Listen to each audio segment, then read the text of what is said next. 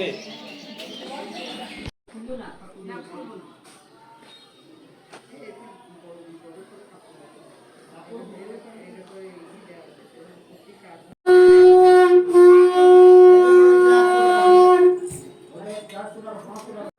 আজকে এসেছি হচ্ছে বহুলা সতীপীঠে। তো ইদানিং তোমরা দেখতে পেয়েছো যে কয়টা সতীপীঠে ঘুরছি, এগুলো কাটোয়ার আশেপাশে রয়েছে। জোয়ারদা গিয়েছি, চণ্ডীপীঠে গিয়েছি। তো আজকে এসেছি বহুলা সতীপীঠে। এখানে মায়ের বামবাহু পড়েছিল। তো জায়গাটা ছোটোখাটোর মধ্যে, তবে খুব শান্ত পরিবেশ, একদম গ্রামের ভেতরে, কাটোয়ার কেতু গ্রামে রয়েছে। লোকেশন আমি দিয়ে দেবো।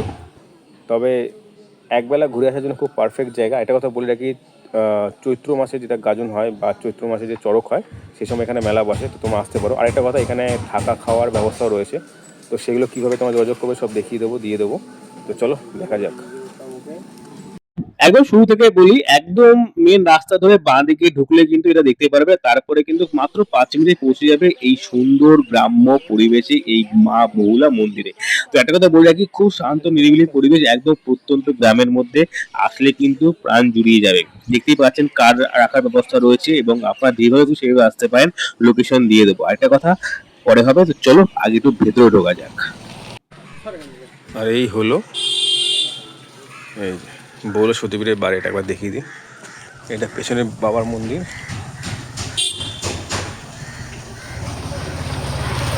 আর এই যে এখানে নতুন একটা মন্দির হচ্ছে।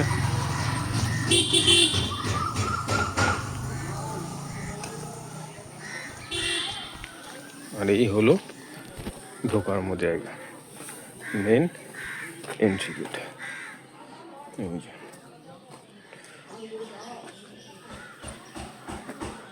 হ্যাঁ, নতুন একটা মন্দির হচ্ছে।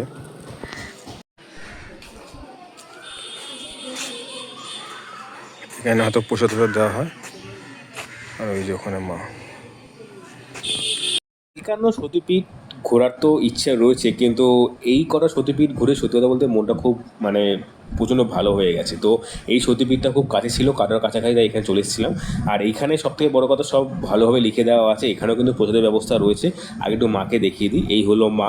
আর একটা কথা বলে রাখি যে এই যে প্রসাদের ব্যবস্থাটা, এখানে কিন্তু সকাল 8টা থেকে 12টার মধ্যে নাম লেখাতে হবে। তারপরে ফোন করেও বলতে পারেন। তো এখানে কিন্তু অবশ্যই চলে আসতে পারেন প্রসাদ খাওয়ার জন্য। থাকারও সুব্যবস্থা রয়েছে।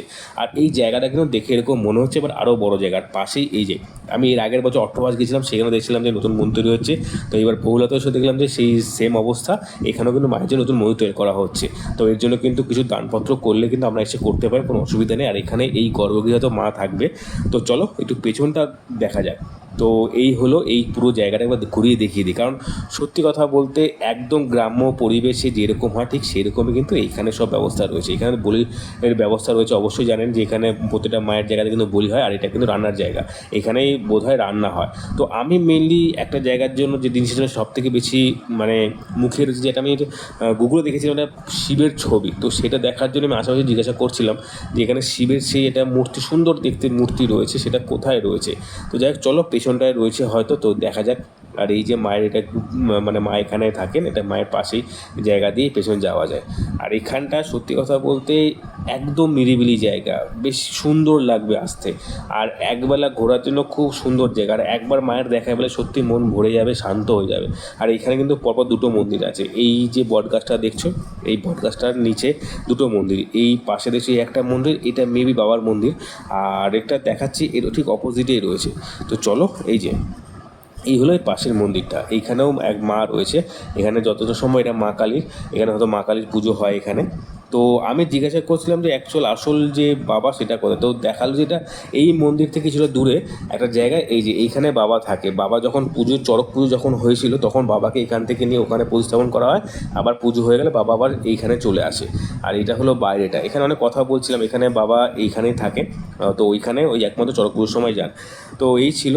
তো সত্যতা বলতে এই জায়গায় এসে সত্যি কথা মন ভালো হয়ে যাবে, এটা বলতে বাধ্য। প্রচণ্ড শান্ত নিরিবিলি জায়গা, মানে মন ভালো হতে বাধ্য। তো আমি এখন অপেক্ষা করছি সন্ধ্যা আরতি যদি দেখা যায়, মায়ের যখন সন্ধে দেবে, তো সেটা দেখার জন্য তো মুখিয়ে রয়েছি। কারণ এখনও গেট খোলা হয়নি। তো পুরোহিত আসলে গেট খুলতে পারবে। তো সেটা দেখেই আমরা এখান থেকে রওনা দেবো। আর এইখানে শিবের একটা মন্দির রয়েছে মায়ের পাশেই। আরেকটা কথা বলে দিই, যদি এইখানে মোটামুটি 3টের মধ্যে ঢুকে পড়তে পারেন, ঘুরতে হয়তো 1 ঘন্টা সময় লাগবে সবটা ঘুরতে। তো আপনারা কিন্তু এর পরে পাশেই রয়েছে অক্টোপাস সতীপীঠ, তো এখান থেকে আধা ঘন্টা বা 45 মিনিট সময় লাগবে, গিয়ে ঘুরে আসতে পারে।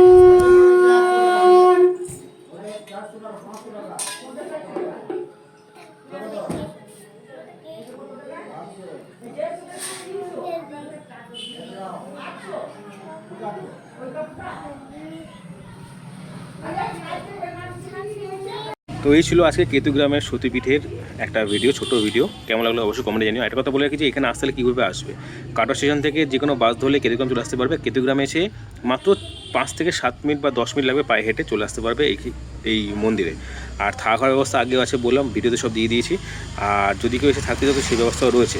আরেকবার বলে দিই যে এইখানে কিন্তু চৈত্র মাসের শেষে অর্থাৎ চড়কের দিন কিন্তু বড় মেলা হয়, তো তোমরা এখানে চলে আসতে পারো যারা এই মুহূর্তে দেখছো। আর বাকি সতীপীঠগুলো কিন্তু আশেপাশেই রয়েছে, সেগুলোর ভিডিও আমি ডিসক্রিপশন বক্সে দিয়ে দেবো, তোমরা দেখে নিও যে কীভাবে যাবে। তো মোটামুটি কেমন লাগলো এই সতীপীঠ, আমি ইচ্ছা আছে আরও দুটো সতীপীঠ আশেপাশে রয়েছে সেগুলো যাওয়ার। তো সতীপীঠ চলবে। আর সত্যি কথা বলতে জায়গাটা প্রচণ্ড ভালো জায়গা। আজকে ওয়েদারটা যেরকম ঠান্ডা ভাব রয়েছে বাতাসে আকাশে, তো সেখানে এখানটা ঘুরে বেশ মজা এসে গেলো। পুরো গ্রাম্য পরিবেশ, কোনো হই হুলো চেঁচামেচি খুব বেশি নেই। আর বেশি এসে মন ভরবে এটুকু কনফার্ম। তো কেমন লাগলো অবশ্যই কমেন্টে নিও। টাটা। আর কোথায় কোথায় যাওয়া যেতে পারে যদি পারো মেনশন করে দিও। টাটা।